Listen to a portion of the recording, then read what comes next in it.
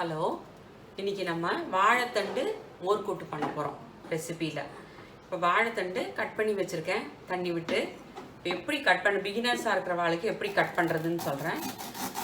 இப்படி கட் பண்ணிட்டா சில வாழைத்தண்டு வந்து உங்களுக்கு இப்படி பண்ணும்போது இந்த இடத்துல நூல் நூலாக வரும். அதனால் இப்படி எல்லாத்தையும் ரவுண்டு இது வந்து நூல் வரல, ஆனால் கொஞ்சம் அந்த நார் மாதிரி இருக்கிறது உங்களுக்கு தெரிகிறதா? இந்த இடத்துலலாம் சைட்லலாம் இருக்கு இல்லையா, இதெல்லாம் எடுக்க போகிறோம். இதெல்லாம் எடுத்துட்டு அப்படியே கட் பண்ணும்போது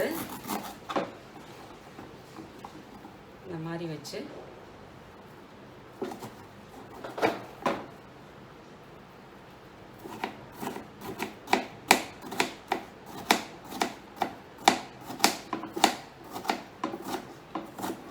இப்போ பிகினர்ஸ்க்கு தான் சொல்லி வரேன். பெரியவாளுக்கெல்லாம் தெரியும், சில பேருக்கெல்லாம் எப்படி கட் பண்ணணும்னா சில பேருக்கு தெரியாது.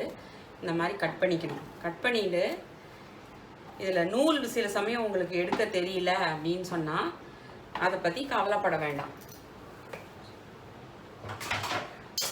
இந்த மாதிரி அதுக்கு தான் உயரமான பாத்திரமாக இதில் தண்ணி விட்டு வச்சுருக்கேன். ஏதாவது ஒரு குச்சி எடுத்துக்கோங்க, இந்த மாதிரி தான் வேணுங்கிறதுல. இதை வந்து வாழைத்தண்டு நல்லா சுற்றுற மாதிரி இப்படி நல்ல ஒரு பெரிய பாத்திரத்தில், ஹைட்டான பாத்திரத்தில், அதுக்கு தான் குக்கர் எடுத்துட்டுருக்கேன். உங்களுக்கு இந்த மாதிரி எடுத்தோம்னா இங்கே பாருங்க, இந்த நூல் வருது பாருங்கள். இதில் நார் ரொம்ப இல்லை. இந்த மாதிரி நார் இருக்கிற வாழைத்தண்டாக இருந்தால் இப்படி நீங்கள் இப்படி சுற்றினன்னு வச்சுக்கோங்களேன், இந்த 1-2 இருக்கிறது இந்த மாதிரி வந்துடும். இந்த காயில் ரொம்ப நார் இல்லை, அதனால் எனக்கு தெரியல. இது பாருங்கள், அப்போவும் 1-2 வருது. இதோ இதை மாட்டிக்கிறது. ஒரு கம்பி இருந்தால் போதும், இந்த கொடைக்கம்பி மாதிரி ஏதாவது ஒன்று நீங்கள் கிச்சனில் வச்சுருந்தீங்கன்னா இதோ இந்த மாதிரி. இதேன்னா நம்ம நல்லா சாப்பிட்டு டேஸ்ட்டாக கடிச்சு சாப்பிடும்போது இந்த நார் வந்து உங்களுக்கு இடைஞ்சலாக இருக்கும், பல்லில் மாட்டிக்கும், ஒரு மாதிரி அன்னீஸியாக இருக்கும். கடிச்சு சாப்பிடும்போது நீளமாக வர மாதிரி இருக்கும், என்னமோ முடி மாட்டிக்கிற மாதிரி இருக்கும். அதனால் இது மாதிரி பண்ணிங்கன்னா இந்த நூல் இதோ 1-2 இருக்கிறதெல்லாம் இதில் வந்துடும்.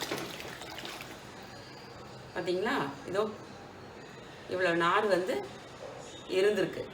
இந்த வாழைத்தண்டில் ஒன்றுமே ரொம்ப இல்லை, ஆனாலும் நம்ம சைடில் ஏதாவது கட் பண்ணுறதுக்கு ஏதாவது விட்டு போயிருந்தது பார்த்தீங்களா, இதோ இந்த மாதிரி இருக்கிறது வந்துடும் உங்களுக்கு.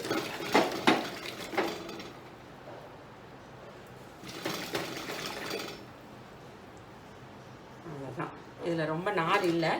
அதனால் இதை வந்து நம்ம பாத்திரத்தில் போட்டுக்கலாம். பாத்திரம் வச்சுருக்கேன், தண்ணி எல்லாம் பிழிஞ்சிட்டு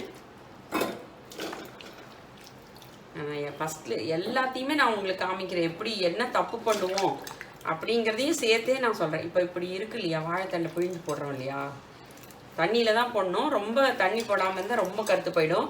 இதில் வந்து சொட்டு மோர் விட்டு திருத்தி நறுக்கி போட்டிங்கன்னா உங்களுக்கு வந்து இன்னும் இந்த அளவு கூட நிறம் வந்து மாறாமல் இருக்கும் உங்களுக்கு.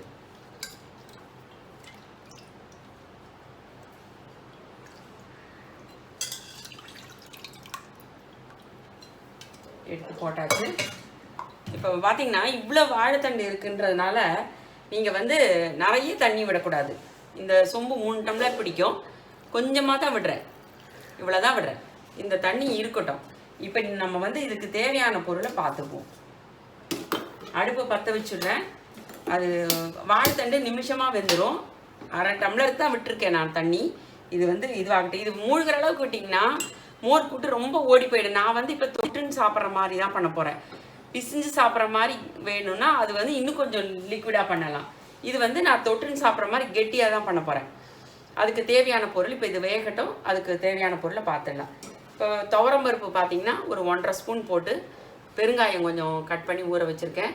இந்த பெருங்காயத்தை வந்து இப்போ இந்த வாழைத்தண்டு கொதிக்கிறதுல நம்ம இது கொஞ்சம் லைட்டாக ஊறி இருக்கு, இந்த தண்ணியில் அமுக்கி விட்டுடும். அது கொதிக்கும் போது தானே பெருங்காயம் கரைஞ்சிடும். 1.5 ஸ்பூன் துவரம்பருப்பு ஊற போட்டிருக்கேன் தண்ணியில். 1/2 மூடி தேங்காய், 1/2 மூடின்றதுலேயே பாதி வந்து ஒரு தேங்காய் உடைச்சா 1/2 மூடி, அதில் பாதி தேங்காய் எடுத்திருக்கேன். தேங்காய் வந்து உங்களோட இஷ்டம்தான், இன்னும் கொஞ்சம் கூட போட்டிருந்தாலும் போட்டுக்கலாம், இன்னும் கம்மியாக போட்டிருந்தாலும் போட்டுக்கலாம். தேங்காய் சேர்க்கக்கூடாதுன்றவா கம்மியாக போட்டுக்கோங்க. தேங்காய் நிறைய சாப்பிடுவேன், எனக்கு அதுதான் பழக்கம்னு இன்னும் கொஞ்சம் கூட போட்டு, அதனால் ஒன்றும் இது டேஸ்ட்டு நல்லா தான் இருக்கும். ஒரு சின்ன துண்டு இஞ்சி. இந்த வாழைத்தண்டுக்கு நான் வந்து 3 மிளகாய் எடுத்திருக்கேன். இந்த பச்சை மிளகாயும் அப்படி தான். உங்களுக்கு ஒரே ஒரு மிளகாய் நான் ரொம்ப காரம் சாப்பிடுவேன் மாட்டேன் அப்படின்னு சொன்னால் இந்த ஒரு மிளகாய் இல்லைன்னா பாதி தான். சில பேர் ரொம்ப கம்மியாக போடுவேன், மிளகானாலே பயந்துப்பா. அதனால் அந்த மாதிரி நீங்கள் வந்து இதை உங்களுக்கு வேணுங்கிற மாதிரி கம்மி பண்ணிக்கலாம். நான் வந்து இப்போ 3 மிளகாய் எடுத்துட்டுருக்கேன். தயிர் வந்து வச்சுட்டுருக்கேன்.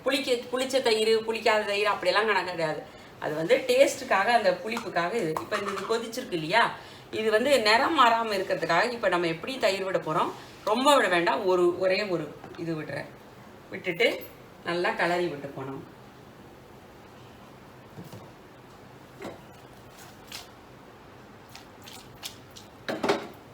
பார்த்தீங்கன்னா ஏதோ சூடாகிடுது. வாழைத்தண்டு ரொம்ப நேரம் ஆகாது. இப்போ நம்ம வந்து அரைக்க போகிறோம். இந்த வாழைத்தண்டு கொதிக்கிறதுக்குள்ளே இந்த துவரம்பருப்பு ஊறினது, பச்சை மிளகாய், இஞ்சி, தேங்காய், கொஞ்சமாக சீரகம். இந்த சீரகம் இதில் போட்டுப்பேன். எப்போதுமே என்னுடைய சமையலில் மிளகு சேர்த்தாமல் நான் பண்ண மாட்டேன். மிளகு ரொம்ப போடக்கூடாது. இப்போ இந்த அளவு மிளகு வந்து இதில் போட்டுப்பேன். போட்டுட்டு இந்த மிளகா, இந்த இஞ்சியும் கட் பண்ணி போட்டுக்கோங்க. ஏன்னா மிக்சியில் சரியாக அரையுமோ அறியாதோ, அதனால் அப்படியே நின்றுடும். அதனால் இந்த இஞ்சி துண்டையும் கட் பண்ணி போட்டுக்கோங்க. இவ்வளோ தான். இது வந்து கொதிக்கட்டும். 10 நிமிஷம் தான் ஆகும். இது அரைக்கிற டயத்தில் தான் இது வேகும். அதுக்குள்ளே நம்ம அரைச்சின்னு வந்துட்டு நான் உங்களுக்கு காமிக்கிறேன். இங்கே பாருங்க. இப்போ தேங்காய், இஞ்சி, பச்சை மிளகாய், சீரகம், அந்த துவரம்பருப்பு ஊறினது இது அரைச்சின்னு வந்தாச்சு. இப்போ கருவேப்பிலை, கொத்தமல்லி வச்சுருக்கேன். தயிர் இன்னும் கொஞ்சம் விடணும். இப்போ பார்த்தீங்கன்னா வாழைத்தண்டு நான் போட்டுட்டு போய் அரைக்கிற நாய் தான். இங்கே பாருங்கள், இதோ சீக்கிரமாக வெந்துடுது. இதோ அவ்வளோதான். இது வந்து வெந்தாச்சு. இதில் வந்து கொஞ்சமாக லைட்டாக மஞ்சள் பொடி, அப்புறம் இந்த தேங்காய், இன்னும் உப்பு போடல நான். இந்த தேங்காயை அரைச்சி விட்டதெல்லாம் இதில் விட்டுன்ட்டு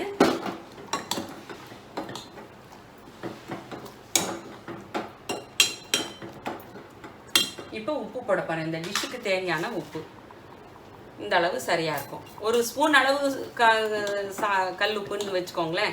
இல்லை சால்ட்டாக இருந்தால் 1 ஸ்பூன் போட்டுக்கோங்க. அப்புறம் சாப்பிட்டு பார்த்துட்டு மீதியை வந்து இது பண்ணிக்கோங்க. இப்போ வந்து இதை கொதிக்க வேண்டியதான். இதை கருவேப்பிலை, கொத்தமல்லி போட்டுட்டு இப்போ பார்த்தீங்கன்னா இது தயிர் ஒரே 1 கரண்டி தான் விட்டுருக்கேன். இது காரமாக இருக்கும்.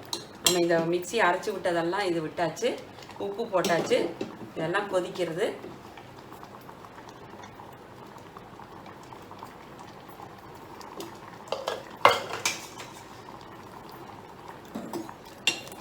இதோ இது நான் தொட்டுக்கிற கூட்டுன்னு சொன்னேன் இல்லையா, கெட்டியாக இருக்குது. இன்னும் கொஞ்சம் தயிர் விடணும். அந்த பச்சை மிளகாலாம் தயிர் போட்டால் ரொம்ப கொதிக்கணுங்கிற அவசியம் இல்லை. அதனால் நிறம் மாறாமல் இருக்கிறதுக்காக தான் முதல்ல தயிர் விட்டேன். இது வந்து இப்போ நல்லா சேர்ந்தாப்புல நல்லா கொதிச்சதுக்கப்புறமா ஒரு 2 கொதி நல்லா கொதிக்கட்டும். கொதிச்சதுக்கப்புறமா தயிர் விடுவோம். இப்போ கருவேப்பிலை, கொத்தமல்லியெல்லாம் போட்டுடலாம். கருவேப்பிலை போட்டாச்சு, கொத்தமல்லி போட்டாச்சு.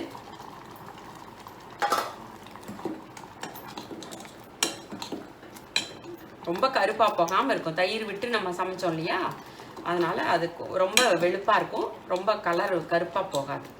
இப்போ இந்த ஸ்டேஜில் நல்லா கொதிச்சு எடுத்து பாருங்கள். தயிரெல்லாம் நல்லா கொதிச்சு எடுத்து கலரியாச்சு. இந்த மோர் கூட்டு இன்னும் கொஞ்சம் நல்லா மோராக விட்டு நல்லா இன்னும் கொஞ்சம் தளர்த்தியே இது பாத்திரம் நிறைய பண்ணான்னா இது போட்டு மோர் குழம்பு மாதிரி பிசுன்னு சாப்பிட்றதுக்கு நல்லாயிருக்கும். இது வந்து கெட்டியாக நான் மோர் தொட்டுன்னு சாப்பிட்ற கூட்டு மாதிரி பண்ணதுனால கொஞ்சம் கெட்டியாக பண்ண போகிறேன். அவ்வளோதான். இதுக்கு வந்து பச்சை மிளகாய் நான் சொன்ன மாதிரி பச்சை மிளகாய் கம்மியாக போட்டுக்கலாம், தேங்காய் கம்மியாக போட்டுக்கலாம், இல்லை தேங்காய் ஜாஸ்தியாக போட்டுக்கலாம். இன்னும் கொஞ்சம் நான் காரமாக தான் சாப்பிடுவேன், இன்னொரு மிளகா கூட போட்டுக்கலாம். எல்லாம் போட்டுட்டு கடைசியாக இது எல்லாம் கொதித்து ஆஃப் பண்ணுறதுக்கு முன்னாடி ஆஃப் பண்ண போகிறேன்னு சொன்னால் இதில் 2 கரண்டி தயிர் விடும். முதல்ல எப்படி நிறமாக இருந்தது பாருங்க, இந்த மாதிரி இருந்தது. இப்போ தயிர் போட்டு கலக்கினோன்னா கொஞ்சம் வந்து வெளுப்பாக பார்த்தீங்கன்னா இப்படி இருக்கும். அவ்வளோதான். இது ஆறினோன்னு சரியாக போயிடும். இதுக்கு வேறு எதுவுமே கிடையாது. உப்பெல்லாம் நீங்கள் சாப்பிட்டு பார்த்துட்டு அதுக்கப்புறமா நீங்கள் இன்னும் கொஞ்சம் வேணும்னா போட்டுக்கலாம். நல்லாயிருக்கும். இது வந்து பிஸ்னஸ் சாப்பிட்றதுக்கும் நல்லாயிருக்கும். கெட்டியாக பண்ணால் பிஸ்னஸ் சாப்பிடக்கூடாதுன்னு இல்லை. டெய்லி குழம்பு சாப்பிட்றோம், வித்தியாசமாக ஒரு நாளைக்கு மோர் குழம்பு எல்லாமே சாப்பிட்றோம். இப்போ இது வந்து இந்த அளவு தளர்த்தியாக இருக்கும். இந்த அளவு தளர்த்தியாக இருக்குது. இன்னும் கொஞ்சம் மோர் விட்டு ரொம்ப லூஸாக பண்ணினாலும் நல்லாயிருக்கும். சேர்ந்த மாதிரி இருக்கணும். அவ்வளோதான். தனியாக தயிர் தனியாக நம்ம அரைச்சி விட்டது வந்து எப்படியோ கொஞ்சமாக நான் தேங்காய் அரைச்சி விட்டுருக்கேன், மோர் விட்டுட்டே இருக்கேன் அப்படின்னா அது ரொம்ப லூஸாக தண்ணி மாதிரி ஆகிடும். அது ஒரு இந்த பாருங்க, இந்த மாதிரி ஒரு கெட்டி இருக்காது, அந்த மாதிரி இருக்காது. அதனால் இப்போ நிறைய மோர் விட்டாச்சு. இதை வந்து ஆஃப் பண்ணிட வேண்டியதான். ஆஃப் பண்ணிவிட்டு கடுகு திரும்ப வர வேண்டியதுதான்.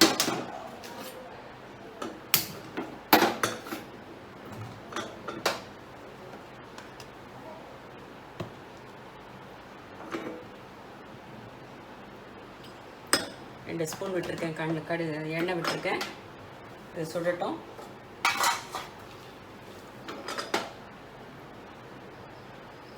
கடுகு, கொஞ்சமாக உளுத்தம்பருப்பு. வாசனைக்கு தான். பெருங்காயம் நம்ம ஏற்கனவே போட்டிருக்கோம்.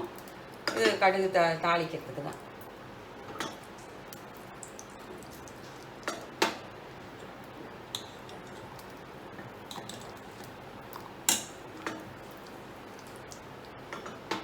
என்ன 5 நிமிஷம் கூட ஆகலை. அந்த வாழைத்தண்டை வச்சுட்டு எல்லாம் போய் அரைச்சின்னு வந்தேன். அவ்வளோதான். சமையல் வந்து சீக்கிரமாக முடிக்கிற மாதிரி சில சமையல் இருக்கும். வாழைத்தண்டை வந்து எப்படி பொரியல் வந்து பாசிப்பருப்பு போட்டு பொரியலாங்கிறது இன்னொரு வீடியோவில். வாழைத்தண்டு வாரத்தில் ஒரு நாள் சேர்க்கலாம். அதை வந்து எப்படி பண்ணுறதுன்னு சில பேருக்கு தெரியாது. இதோ இப்போ வந்து பருப்பு போட்டுறேன். உளுத்தம் பருப்பு போட்டுறேன். போட்டுட்டு செவந்த உடனே அதில் தூக்கி போட வேண்டியதுதான்.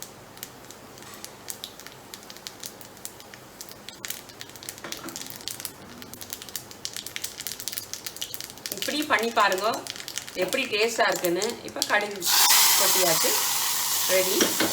இதுதான் வாழைத்தண்டு மோர் கூட்டு. இதை பண்ணி பாருங்க. பண்ணி பார்த்துட்டு ஃபுல் வீடியோ பார்த்துட்டு இதை நீங்கள் பண்ணி பார்த்துட்டு எப்படி இருக்குன்னு சொல்லுங்க. லைக் பண்ணுங்க, ஷேர் பண்ணுங்க. ஏதாவது நீங்கள் டவுட் இருந்தால் கமெண்ட்டில் கேளுங்க. தேங்க்யூ. மறக்காமல் சப்ஸ்கிரைப் பண்ணுங்க.